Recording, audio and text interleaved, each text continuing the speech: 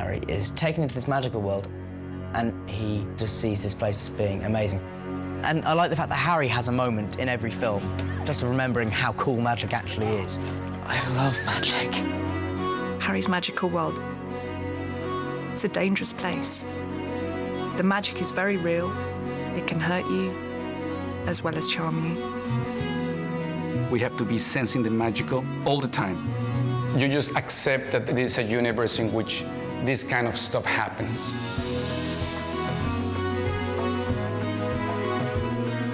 There's a lot of magic in the Potter films. We're bringing to life that magic. It's just amazing what he can do. Seeing all that stuff come to life. You can go time lapses, you can bring things to life, you can make people who are dead come back. Or make things levitate. Wingardium Leviosa. Or sneak around under a sheet that makes you invisible. Magic is an infinite possibility. Harry, your eyesight really is awful. Every Potter film introduces a new challenge where you're sort of breaking new territory and you're doing things that haven't been done before. And we'll spend minutes, hours, days just looking at these effects and scrutinising them and talking about character, story. Do we believe them? How do we make that better? Can you build this thing? Will the laws of physics defeat you? Can you get it into the set? Just working on it, I get excited, being like, oh my God, I can't wait to see what this looks like.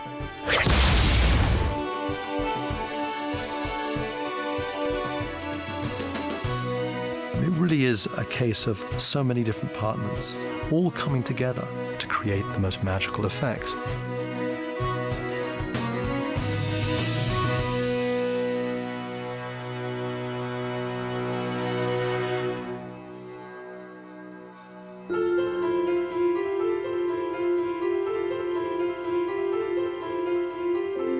One of the great things about the Potter films is we have all these different departments under one roof at Leavesden here.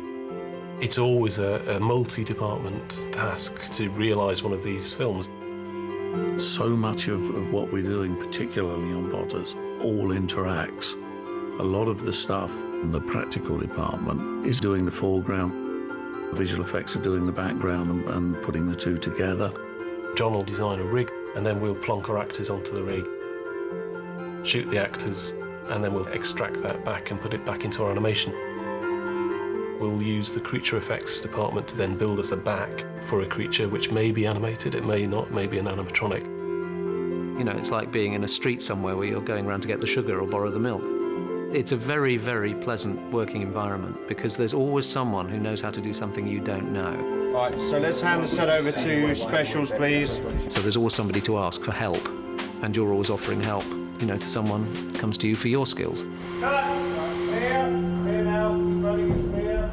Well, if you could wedge the milkiness as well a little bit, that'd be good. Yeah. I think because even now we're seeing different things. When you direct visual effects, you go in and you just hear this tap, tap, tap, tap of computer keyboards. And it's a bit like a chicken coop. It's kind of like, it's quite dark. Everyone's glued to these screens and they're working so hard and diligently. So it's very kind of, it's high tech, but very quiet and intense. Tim Burke is my visual effects director. He's into story, he's into character, and visual effects are a tool to express those things. To me, visual effects are just one more tool at the disposal of the director to create something that you can't achieve in camera, or to build a set that you can't build, or populate a city that you can't populate, for whatever reason it is. The time turner is a shot which would basically be impossible to achieve otherwise, where you see the two children reverse time, where you actually have a moment where the whole of the environment they're in, including the lighting, changes. It goes from night time, the moon goes down, it goes to sort of late evening with the sun coming up.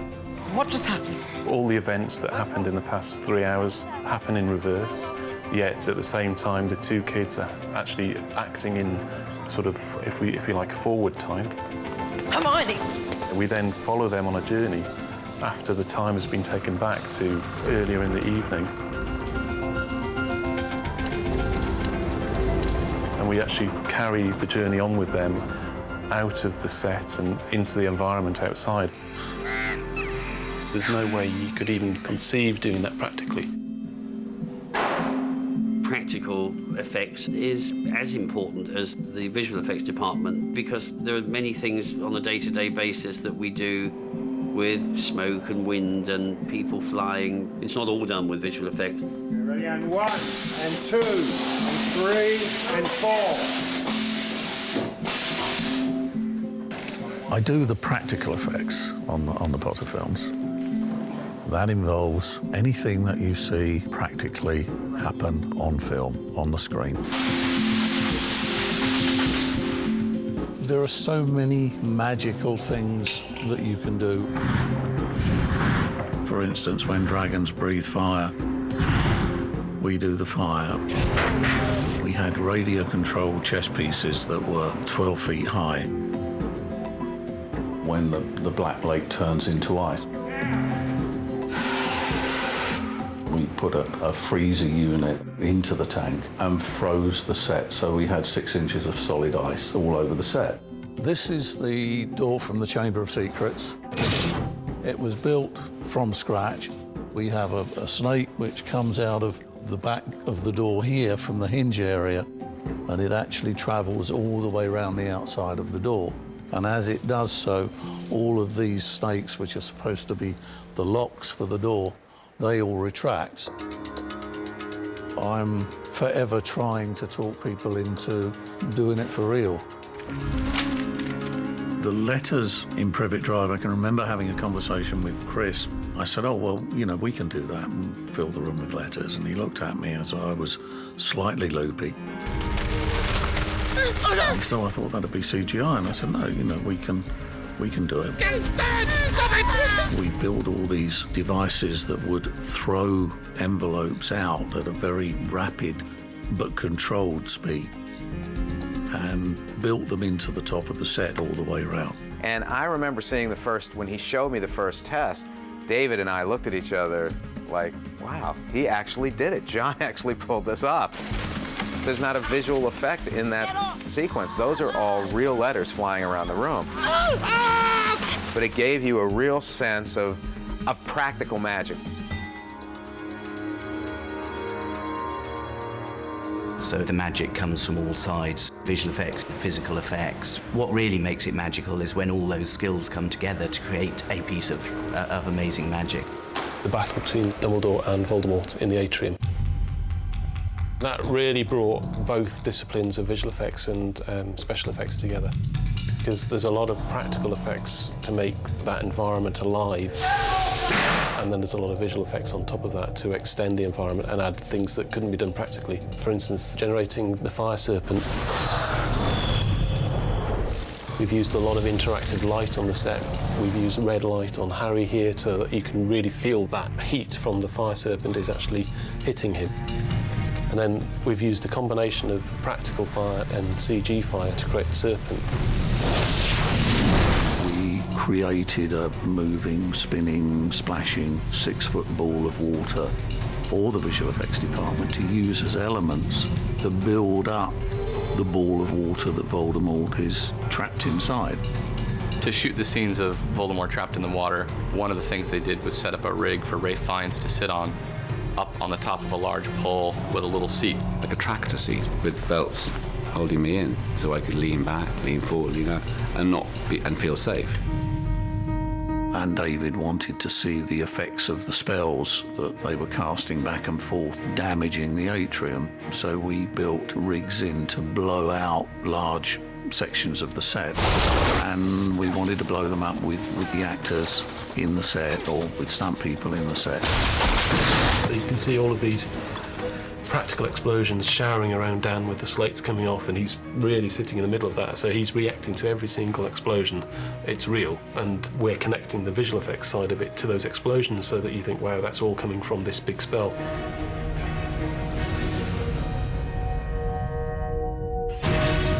Then the final culmination, the use of real sand as the glass turns to sand, being blasted onto Michael Gambon, who didn't appreciate it, but it looks real because it is real. So combination of using visual and special effects to really tell a very exciting story.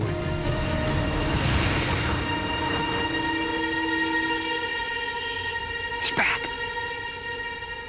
Lumos Maxima. A lot of films about magic try and break the rules of physics and the rules of science, and Harry Potter bends the universe, I think, a little bit more subtly than most films do. It's kind of hinged on certain principles. And I think that helps to suspend the audience's disbelief. It makes it feel plausible in some way. Ordinary wizarding level examinations. OWLs. I think it's the practicality of it. It's the fact that it's every day and you just need to learn how to do these things, and that's obvious and clear, and let's get on with it. It's like learning how to do the housework, which I think is tremendously interesting and very funny. Turn to page 394. You know, that everyone's going, oh, my wand's gone. And then they might as well be talking about a cooker or a washing machine.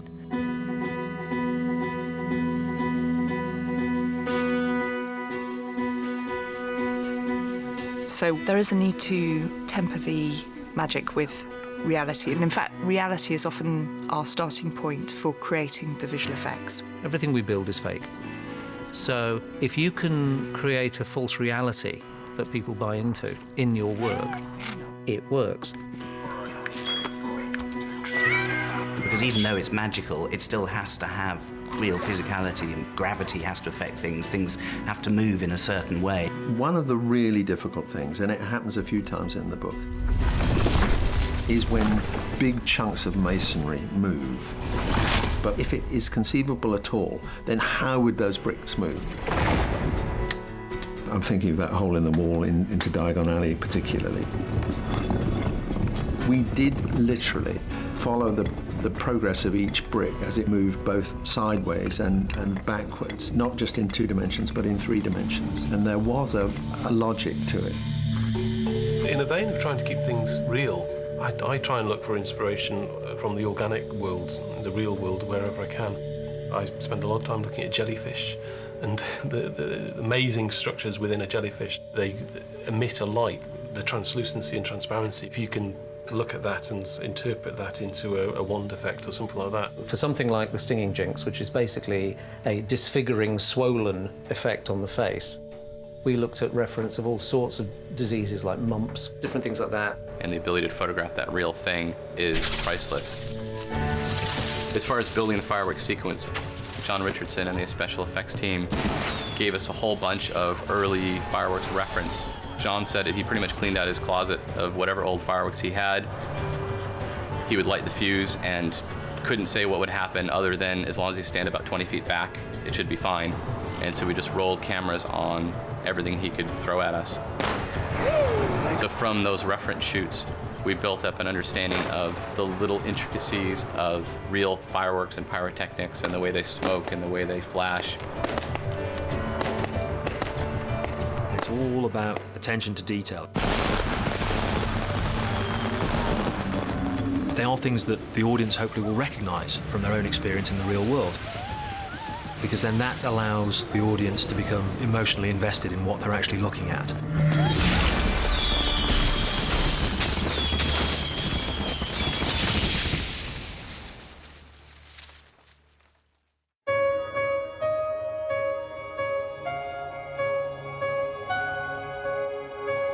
Could you tell me how to get onto the platform?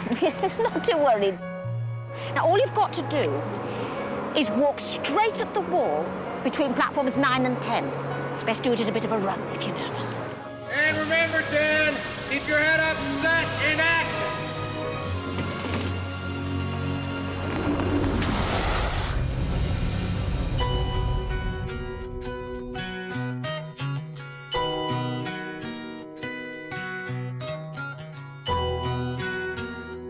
Hogwarts is a huge castle, which is surrounded by a black lake filled with squids, giant squids, and lots of other deadly things. There are thousands of staircase portraits that speak to you. Amazing! Loads of passageways intertwined. It's just like a really magical place. The whole castle's about magic, so that if you're talking about a sequence in the girls' bathroom and Moaning Myrtle's there, well, it wasn't just that it was going to be Moaning Myrtle the ghost, it's that the stained glass window was going to be moving as well. We're always looking for those opportunities. I mean, we're oftentimes presented with how do we create or bring the magic even before we get to Hogwarts. Welcome home. Each of the films has sort of done it in their own way. On the first film, when we were in the boats on the Black Lake, we literally sat in these boats. Underneath, we had the cables going under the lake, and it was actually a little sort of reservoir built in the studio. And as far as we were concerned, certainly just sitting on these boats and just drifting across the river effortlessly, which was fantastic. The third one, the carriage is being pulled by the invisible horses. There's just so much of that kind of stuff, and you want to explore it. As somebody who's watching the films, you want to explore that place.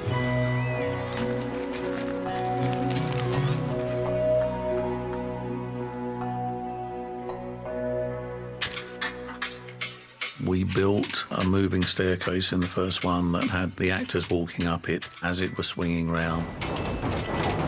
It had to be seen to close off one walkway as it moved into another, and the banister rails had to all move. For us, it was a relatively simple mechanical rig, but when it all goes together, it does start to look like the magical world it is, I suppose. It isn't done in special effects.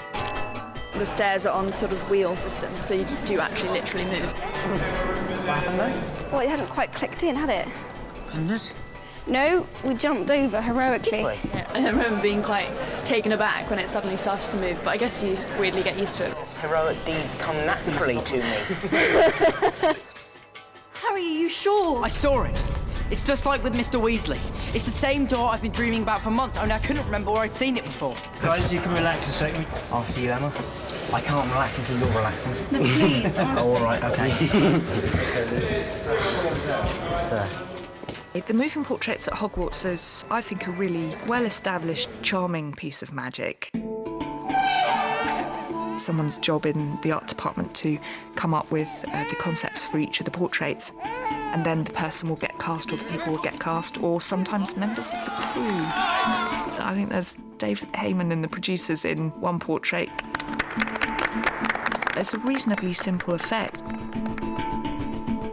We shoot a background element, which is a flat painted element, practically painted, and we shoot that like a background plate. Then we shoot the character against a blue screen, composite them together, and then we add a portrait texture. You get that sort of reflection and crackling that you get on old oil paintings. We could not have just one or two portraits moving. No, wait! Everything had to be moving. And that was kind of complicated because you have to do each portrait separately. And then you have to plan the choreographies of how you go when you move characters from one to the next. We are developing some new portrait moments for Harry Potter 7. I think that's charming, really, that you can have these things that are just still there. And there's something, I think, reassuring about that. That's the thing about Hogwarts magic, is that it's a continuity. It's an accumulation of magic. It's not real, the ceiling. It's just bewitched to look like the night sky. I read about it in Hogwarts, a history. We would do certain effects on a film, and maybe on the next film we would change them up a little bit. The candles in the Great Hall, we changed the pattern of the candles, and we added dripping wax, just something to make it a little bit more textural. The running joke for us on Potter was that that castle changed every movie. It had to do one thing for one movie, or something was added for the next movie. So we've done our best through all the movies to sort of not keep you in this one little space of the castle.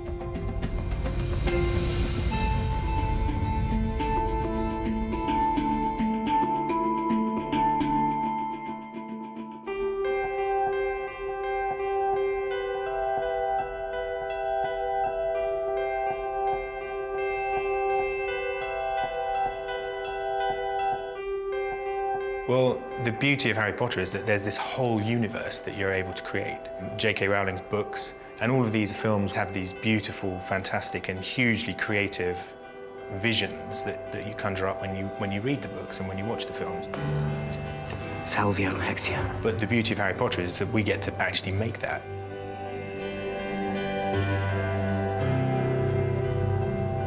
I mean, there's so many bits and pieces that we do in the creation of environments. We shoot various scenes actually here at Leavesden Studios on the back lot. We use blue screens and green screens. We use bits of set, and then we use a lot of plates of Scotland or other locations like the Burrows, and we use that to put that in to create the world as if the actors were in Scotland. You will have a space that is surrounded by green. That space is the size of a football pitch, and the stuff that's put on afterwards is wrapped around you. When you see Harry walking through the Scottish hillside in the snow, it's one single shot with a lot of different layers, so it was very complex. We had to build the snow, we had to create all the environments and piece them together. Piece that miniature model with that blue screen element and blend it seamlessly so you actually believe that it exists. The Quidditch World Cup is a classic example of elaborating, expanding on a set. You know, we could build only so many tiers of the stands, and yet this thing had to be bigger than any stadium around, you know? And well, even the tent city that leads up to it, you know, that was all just backlot. Welcome to the Quidditch World Cup. The set extensions are a huge part of our work. I think you get outside more, you get to see bigger vistas, and I think that opens it out for the filmmakers. And, you know, Harry Potter's a big world, and so you want the environments to reflect that. Go on, step up, mates, don't be shy. 3 hands. 1 lady. 4 go down. Did the 4 come up? Don't be so mean. Go on, Flo, 10 to 1. In the underwater sequence, we had to create for that not only an underwater environment, but it had to be a magical underwater environment. We began first with the thought that we might do it what's called dry for wet, where you take an actor, you blow wind on them to give the sense of movement. The problem with that for us was that the hair would never move and undulate at the right speed. It never really felt like you were going to believe that you were underwater. So it then became clear to us that we were going to have to shoot this underwater in some form or other. And we had to build a tank. We dug out the huge pit in D stage, which was designed by John and completely sort of fitted out under his supervision. We all thought he was a bit mad. Actually, it was a far too big a hole. When we started, it was just enormous. I thought we were digging the whole studio up. But he was right. Actually, in the end, it was the perfect size.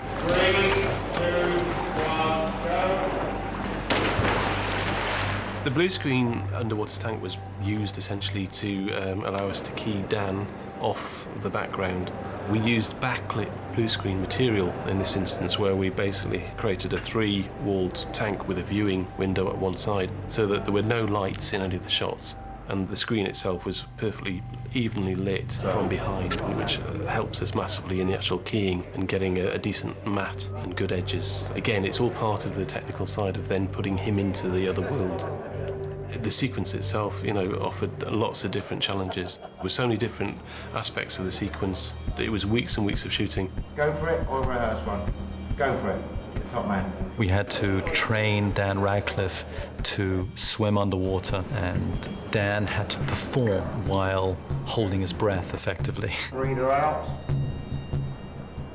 The bubble's clear and action. So he would perform for 10 seconds, 15 seconds. And looking down there. Air it, air it. And then one of the divers would swim over with the oxygen, he'd breathe, and then he would do the next take. Very good, Dan. Well done. The main thing that really sort of was a bit frustrating was the fact that communication is obviously quite difficult. There are certain signals like this. This confused me, because this means, quick, I'm drowning, get me up to the surface. Whereas to me, that means, hey, I'm fine. It does take a while to get used to it. We built an underwater habitat so that the actors didn't have to come up to the surface in between takes. Right, just take a 15-minute break for the minute, drink some water. Okay, do you want me to stay down here, yeah? Stay down there for the minute. He had a loudspeaker and camera system to give them contact with the surface so they could talk to the director and get instructions for the next shot. Hands up!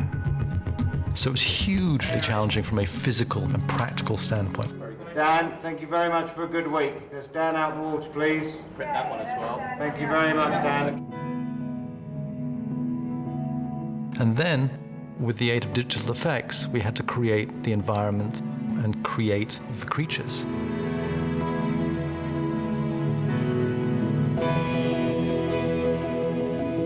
It's virtually completely computer generated, apart from Harry himself.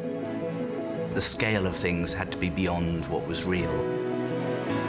There was very complicated rocks and cliffs. The water was filled with particulate floating around. Everything was covered in lots of different types of seaweed, all of which was moving in every single shot.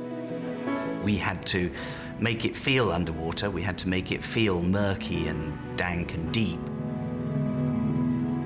But at the same time, sometimes we needed to be able to see hundreds of meters into the distance to get some beautiful wide landscapes. At one stage, we changed the look of everything completely and started again from scratch because it looked fantastic at that stage, but it didn't look scary enough. So the whole sequence took about 18 months, right from the first imaginings of how to make it work to the final delivery of the last shot. So it was a lot of fabrication, a lot of imagination while shooting it. A real challenge, but an awful lot of fun.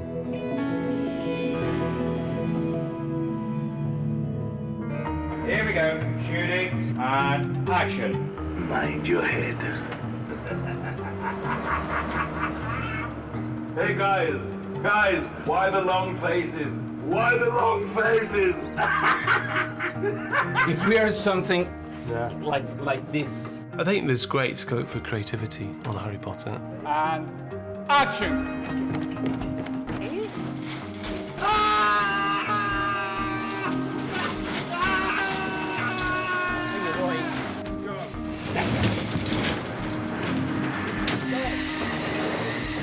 And if it's the right thing to do, and even though it's technically challenging, then we'll try and do it. I'm playing a character called Aunt Marge. She blows up like a balloon and floats away, and it's a lot easier to say that than it is to do it. The biggest makeup effects thing we had on Azkaban was Aunt Marge. Or Pam Ferris. She went through inflating suits of different sizes. She's in a prosthetic makeup where we just inflated around her neck. Then she's in a bodysuit where you're actually inflating everywhere. The blowing up happens with what they call bladders. And at my biggest, I'm about 4'6" across. The whole process of getting into that takes about 5 hours. I have a leaning post that I can lean on when the weight of the costume, which is about 50 pounds on your shoulders, is heavy. It's a strange business, is all I can say. One of the weirdest things I've ever done in my life. It was hysterically funny, and all done practically. We shot it in about a week and a half, I think, but it was months of preparation. Generally, when we come to shoot Potter films, the more we've talked about it, the more we've pre-planned, the more effective we are at being able to film it correctly. You take something like Quidditch, and if you haven't figured that out before you get on stage and you start rolling the cameras, then you're in trouble. The process starts when we previs storyboards. Once the director has designed a sequence with the storyboard artist, we take those storyboards and we do a 3D animatic interpretation of the storyboards, which we call a pre-visualization. There's an awful lot of information that you need to go onto the set armed with, and we find using this technique of producing an animation in advance informs everybody from the director to the cameraman to the actors themselves. It's just a very good tool for exploring the space before we actually go and shoot it. You can see the Snake and Harry coming out of the wall. Here you can see all the controls for animating the snake. You can just take her, animate her around. We animate the camera like any other camera you would do, different lenses. And we ended shooting some of these in the in the real set. Oh, yeah, that would be great. My camera. If you need a bit more. Right. I just need to get a plate without the fallen toys in and set up for the first show in the morning. And when you lean in, try and bring your hand as close to that as possible. That's it. So it goes in. Yeah, Fabi. Right. But we don't adhere strictly to the previs. We'll adapt and work when we're actually in the filming stage. Yes. Can you go faster than that? Yeah. It's magic. You've got to be flexible, you've got to be able to change, you've got to be able to move with it. What we do is we shoot it like this and then we'll completely change it. A lot of the time, we will have done all that planning and we'll get to set and something really exciting will happen with the actors, or the walkthrough. Accio digitally. There we are. That's brilliant. And we think it'll probably be visual effects ultimately. We'll take the wires and everything away. But it works really. I'm so interested to see how the all these bag tricks come out. And we'll just go off at a completely different tangent and we'll all be going, okay, let's run to catch up. And that's fine. Head that way, Sunbeam. I've just been told to head this way. Oh, did you? Is that right? It might be, mate. More interesting. Get your head first, yeah? Oh, brilliant. Turning everything upside down. Perfect. Good plan. What do? Yeah, good idea. Okay, go. Yeah, let's All right. see. There's something in there that might be a good idea and you want to be able to explore it. So there's always that room to experiment and change things around a little bit. It's about finding solutions. Okay, here we go. And action. We were here on Friday night shooting Harry on patrol, taking watch by a fire, and he then sees a doe Patronus coming through the woods towards us. Because Patronus shines with its own light, in order to get moving light on the foliage and the trees around, animals provided us with a dog, and we then made a suit out of LEDs and batteries that went on its back, which could cast light in all directions around it, so it moved in its own pool of light. We call this Glow Beast. Let's take Glow Beast out and at his mark. We'll do that again, please. It looks silly when you when you shoot it, and there's tons of that stuff where you might look silly in the process, but it gets the job done. And in fact, when we sit in meetings and we go round and round and round in circles and talk about something, eventually we might work our way back to the book, because you just go, well, what was in the book? Oh, that's a really good idea. Why don't we just do that? Messrs Mooney, Wormtail, Padfoot and Prongs, purveyors of aids to magical mischief makers, are proud to present the Marauder's Map. We always try and follow the description in the book. I solemnly swear that I am up to no good. Where there is description, we will take it. And there's always plenty of room to then build on it. When we started to think about the Marauder's Map, that was from the idea that the four characters who had created this were mischievous, but in a kind of creative way, and that they wanted to just make things as complicated as possible and crazy as possible. So I decided to do that for myself and make it as complicated as possible. Physically, that was what I set myself up to do, was to try and have something that felt like you could unfold it at any point and there would always be another bit that you could discover. And then in terms of the actual design, there are no lines on it. It's all created with words. Mischief managed. We did have Paul Keeve, who's a magician, come and work out a rig. And so he came in and showed us how we could do all of these actual tricks on set, and one of which was with tiny, tiny threads that had to be pulled in a certain order in a certain way. Mischief managed. A Marauder's Map that opened on its own. I always remember being really, really impressed by that. Serious. But different parts of the books, as descriptive as they are, there are parts that just are a little bit more ambiguous. They're hard to imagine what they are. Did you or did you not put your name into the goblet of fire? No! As it's written, when Sirius appears in the fireplace, he's described as being made out of burning embers and coming alive, which is a fantastic image and one that quite a lot of people can probably just conjure up immediately. But we've spent an awful lot of time trying to make that image work. It's a lot harder than you think, because you need to actually see pronunciation of the words. We really wanted to see that it was Sirius's face and that it was Gary Oldman giving that performance. And we spent months and months experimenting with different ways of actually making that not look cartoony. What we really wanted to do was make realistic, photographic-looking embers talk. And we took this idea that by putting air on them, They glow, and therefore we can use that to accentuate words, and that it'll go hotter and colder depending on what he's saying. I haven't a clue of put your name in that goblet, Harry, but whoever did is no friend to you. People die in this tournament. It had this sort of plasticky, cartoony quality to it. On Order of the Phoenix, we wanted to improve it. It's a simpler effect. You can see Gary Oldman, you can see it's him, and you can hear what he's saying and see him pronounce the words. What does he think? We're forming some sort of wizard army? Well, that's exactly what he thinks. But Dumbledore was assembling his own forces to take on the Ministry. And ultimately, it was probably more successful in the storytelling. Yes! The magic is hugely important and really entertaining, but we've tried constantly... You said! ...not to let the visual effects overshadow the story. They should be there to serve the story. Basically, the frame is filled with birds. We have a lot of discussions with the director and with the editors and the producers in order to make sure that we're hitting certain beats of the story that they want to be told. The flight to Thames sequence, David was very keen to have a sort of protective formation design of the characters around Harry. And there's a little story of interaction between him and Tonks on the river. There were 3 beats. It was protection, enjoyment between Tonks and Harry, and then a little bit of a swerve, a little bit of a danger moment. The graveyard sequence in Goblet of Fire, it's a big visual effects sequence, but it's typical of a lot of the visual effects sequences. If you're doing it right, you're doing it because it's a contribution to the story.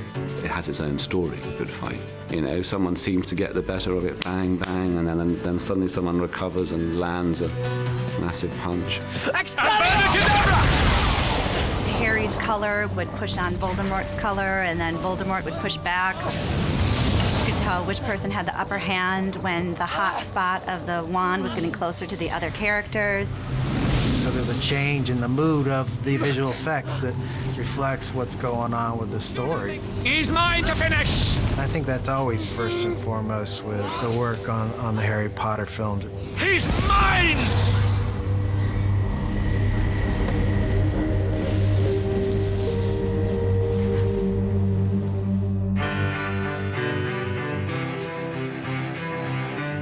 The magic in Harry Potter, and what makes the magic intoxicating is that magic is very grounded in real characters. Look at the Weasleys, and you look at their sense of mischief and fun, and that's most certainly expressed in their magic. Into the cauldron, handsome! And then Boggarts, Boggarts, it's the physical expression of each individual's deepest fear. Ridiculous! So that is obviously a very personal thing. I think that clearly with Patroni, it's very much a reflection of character. Fantastic, Ginny! When you form a full Patronus, a fully formed Patronus, it takes a unique personal form of a creature. So again, it's this really personal connection that you have to your Patronus. And Harry's stag Patronus is always a very proud animal. There's something regal about it. Hermione had an otter. And that was a beautiful thing because we played on the idea that when they play, they roll in water and they swim around. Ron creates a Labrador. And that Labrador is a sort of slightly goofy, clumsy puppy, but very loyal. And those are all the characteristics that we know that Ron has. Specto Patronus. Luna's hair, for instance, the creature, the hair, was a lovely little thing to animate because it really had to embody her soul and slight quirkiness. There was quite a big discussion about what the Patronus would be, because David Yates was kind of thinking, wouldn't it be nice if her Patronus flew, like a bird or a butterfly or something? But she's not all that airy-fairy. Yeah, she has that real deep side to her as well. And J.K. Rowling said it's a hare. It's quite a challenging thing because you want to try and make the hare's movement look as naturalistic as possible, but at the same time it's doing something which is quite unnatural. You know, it's running through the air, it's flying all around this room, it's defying gravity. And the idea is that the Patronus light becomes the creatures become the Patronus light. We create many different layers of effects for this. There are big, flat, wide sheets of light, very thin ropes and braids of very energetic light. The hair itself gets several different layers of transparency and shine and glow. We add a little bit of what we call interactive light, so as the hair bounces off the walls glow a little bit. We also have to create reflections because there's a lot of reflective surfaces in there. There's mirrors and there's windows. So you can see here what was actually shot on set. She's flicking her wand to create the Patronus. When I was doing the Patronus with them, I was like, Expecto Patronum, and the thing didn't come out of my wand, you know? And I was a bit disappointed, and I had to imagine it was there. It's a very kind of unsatisfying thing when you're kind of on set, when you kind of wave your wand and literally you're just waving a stick in the air. It was almost like how I assume children play in the playground, how they're like shooting spells, but obviously nothing's happening until it goes on later on. But the whole thing just seemed like a load of adults like playing in the playground type thing with these spells. I was laughing the other day because during the scene I was blocking all these spells from Voldemort and I was doing all this and sort of jumping around like that. And then I saw it on the monitor playing. It was like I was doing some weird dance or something. It was so odd. Like Roop and Dan, you're in the frame here. You guys have to be looking eyes wide, scared, doing this a couple of times. If you do this, I can put a CG pixie in. So if you do that, and as you get down, lift the books like that, looking over the books. And Emma, Roop, you doing the same thing, like looking around at them. Really put yourself into that moment, because what you guys ended up doing last time is you're kind of laughing a little bit, and it's not as, it's got to be real, it's got to be scary. And that goes for all of you guys. If you guys really get into the scene and really start to duck and really pretend that you're seeing these things coming at you, it helps, okay? Of course, with all the incredible effects that go on, you don't have any of it as an actor around you. You know that a phoenix is descending or rising, or the whole thing is exploding all around you, and you try and live that. So you have to really know your cues, really be able to pinpoint where everything is meant to be at the right time. The Hall of Prophecies is a good example. The entire thing is a digital set. Of course, on the shelves there are millions of these glass orbs. When we looked at the designs, the first thing that sprung to me was, well, you can't build anything that big, and you'll only be able to build a partial amount, and then we'll have to extend it anyway. And everything's glass, so it's going to reflect anything, so we'll probably spend more time painting things out than putting things in. It just seemed like, really, this was the set that lent itself perfectly to using computer graphics. We basically shot all of the actors on green screen so that we could put the digital set in around them. I have to tell you, for the actors it's hard, because green screen is not the easiest thing to key off if you're trying to find a performance. That was actually, I remember it being quite daunting. I think when we all stepped on, we were literally kind of, is this all we have? You almost can't imagine that, because a room like that doesn't exist. So you need to find ways of stimulating all the actors, of making it feel it's real. So I got my sound designer, James, to create a soundtrack which created an ambience and a kind of spooky feel. Neville Longbottom, is it? How's Mum and Dad? Better now they're about to be avenged. And I'd play that to everybody before we'd shoot something sometimes. I'd say, listen, guys, I just want you to close your eyes, and this is what this environment sounds like. And we'd press the button, and this strange, spooky sound would come on. Have you got that? Okay, we've all got that. Good, okay, hold that thought. Okay, turn over. Now, stupefy! After a day of shooting, I suddenly realised I was probably with the greatest green screen pros in the universe. When you say, I want you to imagine this whole shelf is collapsing, you know, most seasoned professional actors would struggle with that. But actually, you know, they've been doing green screen for like 10 years. The action is that the spider on the end of the spell that Moody is putting out lands first down on Alfie's book. It then takes off and goes to Goyle's head. What often we do is we'll have maybe a fishing rod with a little tennis ball or a piece of paper hanging on the end of it, and we do rehearsals where we may bring in some kind of object or a stand-in that we can move around, that the kids can actually see. But a lot of it really just comes down to imagination. This is not going to be the final one, you know? That's what acting's all about, really. It's about committing yourself to a reality. People say, you know, visual effects movies, you know, it's all about the visual effects. It isn't. It's about the acting, because the acting makes the visual effects ultimately work. You definitely need the performance of the actor. And on a Potter film, a lot of the shots do build off of the movements of the actors. Merlin's beard! We started thinking about Slughorn, and we thought about how it's written in the book, and most of it is down to the character. Having Jim Broadbent play the character, it's such a fantastic actor, just talked it through with David and realised all we really needed to do is get Jim to play an armchair. And we'd just base everything from that. So we created a seating rig that would allow him to sit and have his arms spread at the correct dimensions of the armchair we wanted to make. And then at the correct moment in the shot, we lifted him up so he was raised up and he basically shook himself out. And then we drove all of the animation from that, basically, and then recreated the armchair and used his performances as the key motivation for what happened. No need to disfigure me, Albus. But I must say you make a very convincing armchair, Horace. All right, here we go, shooting! And also things like the apparating, for example. What we realised through actually doing the effect, and it was a bit of trial and error, was that you needed the actor at the point of leaving, becoming smoke, and reappearing as smoke. And you needed some dynamic movement. Because that's the thing about apparating. They're there, and then suddenly they're over there. Helena Bonham Carter is a really good example of that. She's always gives this perfect performance where she stands up in a very melodramatic way and her hair's flying all over the place and her dress is flying everywhere and she twirls around. And that's perfect for us because it actually gives some momentum to the effect. So it's always choreographing all this stuff. A lot of times they're pretty physical effects and you put them through some paces.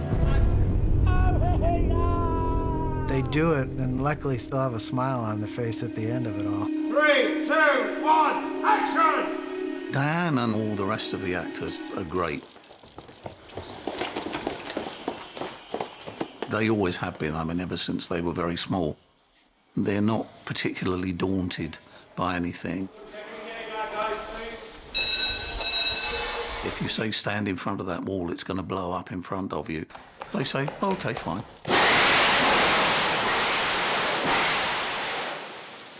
You know, it's very good when you work with guys in this special effects department. You know, there's nobody in there going to try and kill me or, you know, blow me up, so I was quite calm about it. You know what you're going to do, it's quite straightforward. But at the same time, there's just that moment of doubt of when they do go off, will I somehow, you know, I don't know, panic like a spooked horse or something and just do something weird. Low. Dragon! Yeah. Camera's cut. We've got a lot of spell hits and things blowing up, a lot of wire rigs, which is always a bit of a challenge in and around the kids and the actors. So guys, just go over the cues again. We'll start the wind, then we'll give action, which will be for Mark to say, let go, kids. Let go! Then Kevin will give a count of 3, 2, 1, go.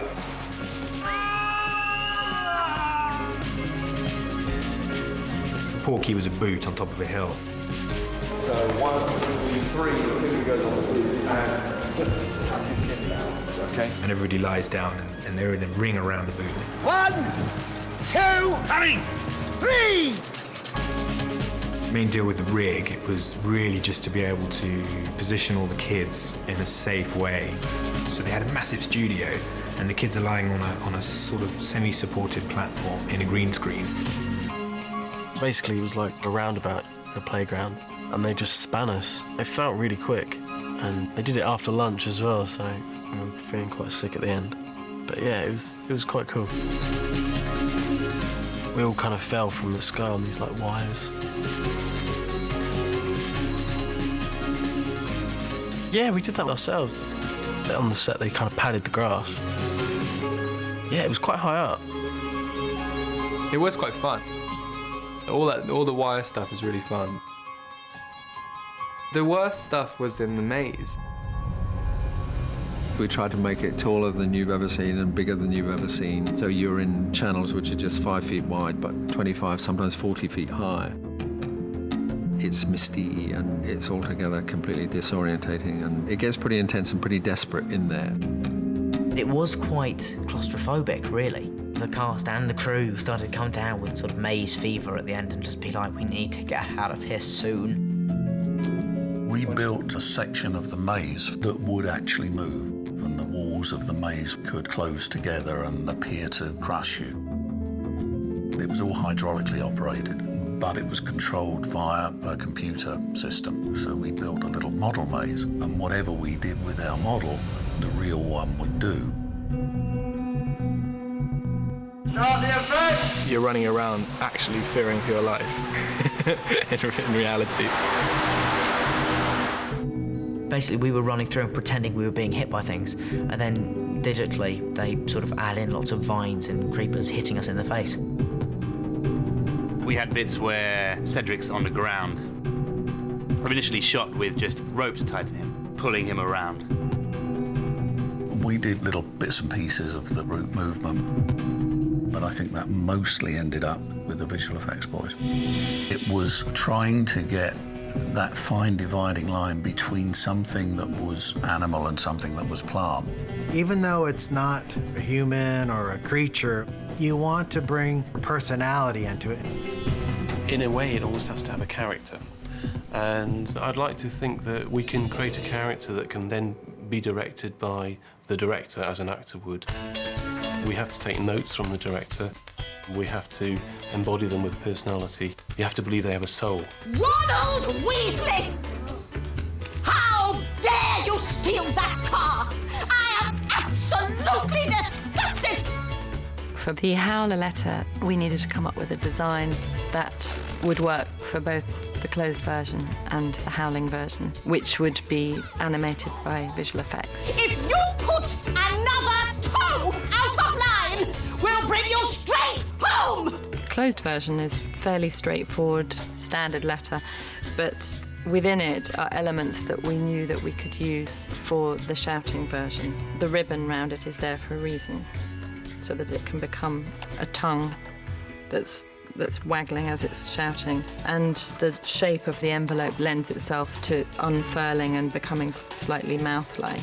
And the letter inside, which does have the actual text of the scene of Mrs. Weasley shouting, becomes the teeth. The Ministry letter, which is based on the whole Howler concept. Dear Mr. Potter. It's a tricky thing as well to give it a great sort of performance. The seal on the front of it turns into a pair of lips, and the little slit that goes down in the sides open up into a pair of eyes. You are hereby expelled from Hogwarts School of Witchcraft and Wizardry. And the idea is trying to add life to something that inherently is such an everyday sort of object. Another good example was the quick quotes quill in the fourth film. We could have done the simple thing of it just sits there on the pad and it starts moving and all that, but we just sort of extended Rita Skeeter into the quill itself. Scratch that last. The length of the quill, it adds to the feelings of the flourishes. Every time the pen does a little twirl, it ripples. There's points when Rita is slightly flirtatious, and it's slightly flirtatious too, and other times when it sits up and takes notice, and other times when it sneakily goes off and writes something down that it probably shouldn't have written down. And you can tell from the way it's been beautifully animated that it's got slightly sneaky intentions. It's a classic example of one of the things that makes the Harry Potter movies what they are, is this almost a throwaway little joke, a character. It's a side thing in the scene. But it's, you know, an extra level of humour and an extra level of interest, just to give the movie the richness that it has. What is nice about the films is the special effects, that are the small special effects. Delicate little moments that are just so beautifully done, and some of the very comedic moments.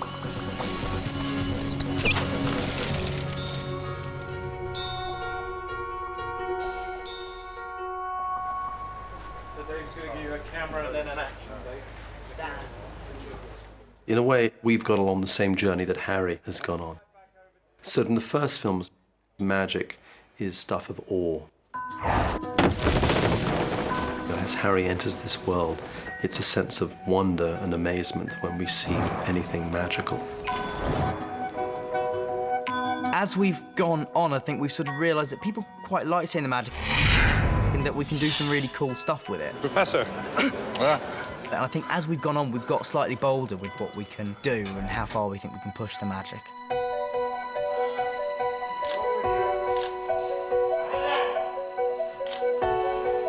There's loads of pressure to make the magic unique and wondrous. Fair warning, tastes like goblin piss. We're always trying to do something different. When we were doing the Seven Harrys, it is a highly, highly technical scene using an incredibly complicated camera that I couldn't even hope to understand.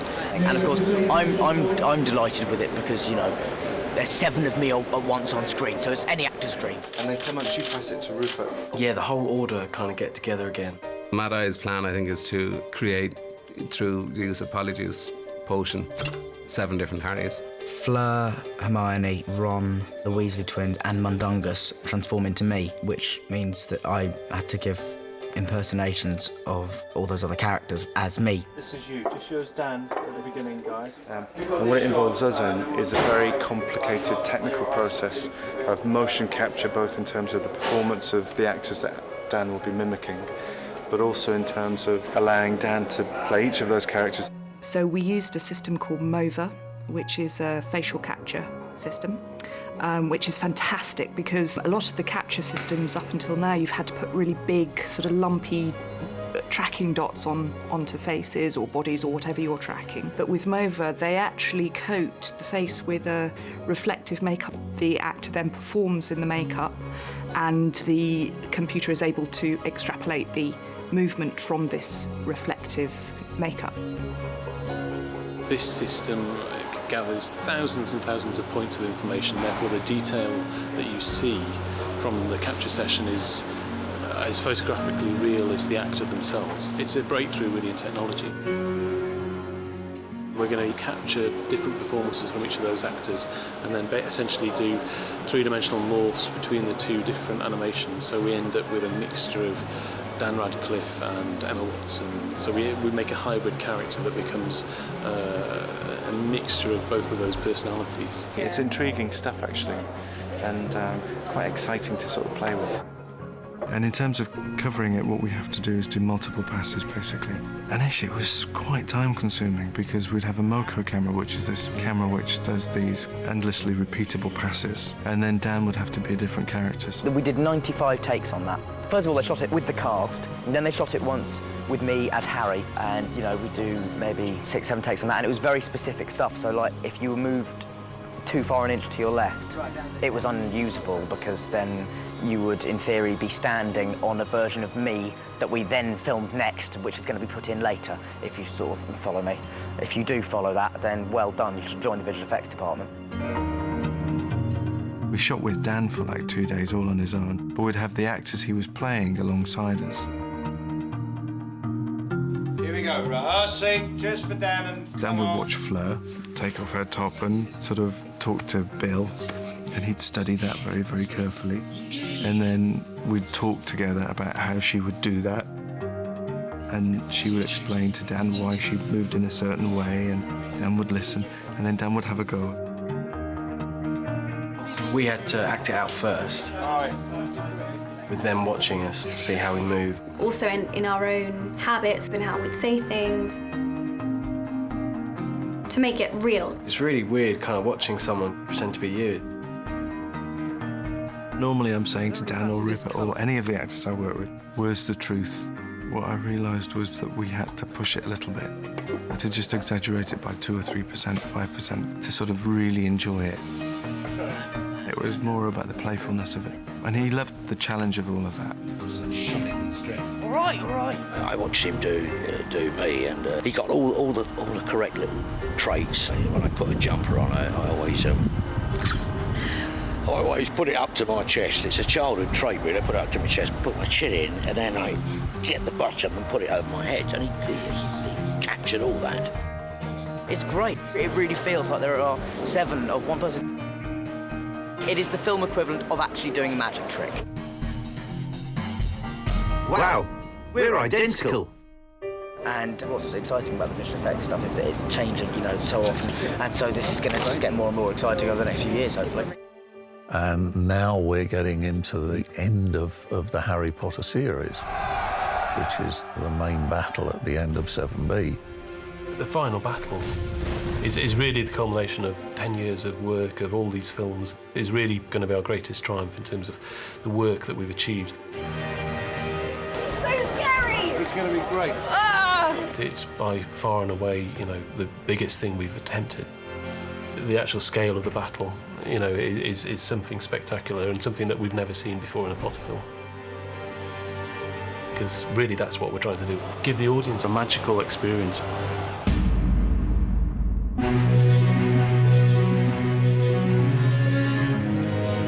That's one of the things that's great about the films is we get to make something which makes the audience feel like they are doing it. The Potter stories are filled with the fantasies you have as a child of being able to be invisible, being able to fly. That's something that I've always said about Harry Potter, is the sheer escapism of the whole story. You know, when you come home and it was just like this mundane day, and then you could just lose yourself in this world of dragons and spells and magic. The audiences want a heightened experience, I think. They want a rich, bigger experience than they could ever have. Our job is to deliver it with as much integrity as possible. That just comes from the talent of the people behind the scene. It's the artists, you know, behind all that. Whether he's doing it with a mouse or a cursor or whatever, they're the magicians, you know? The challenges are quite wide. Thankfully, we've all been working together on these films for so long now that we've got the right team on board and we've got the right people to do it.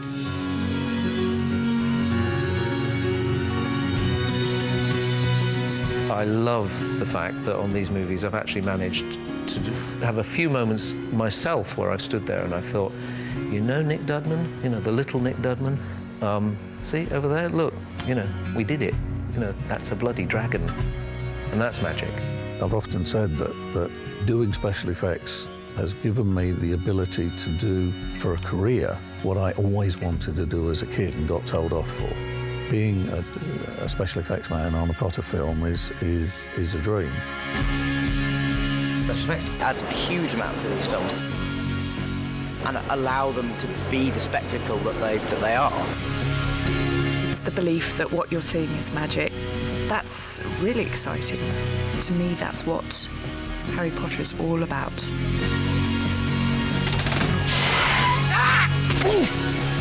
Every great wizard in history has started out as nothing more than what we are now, students. If they can do it, why not us?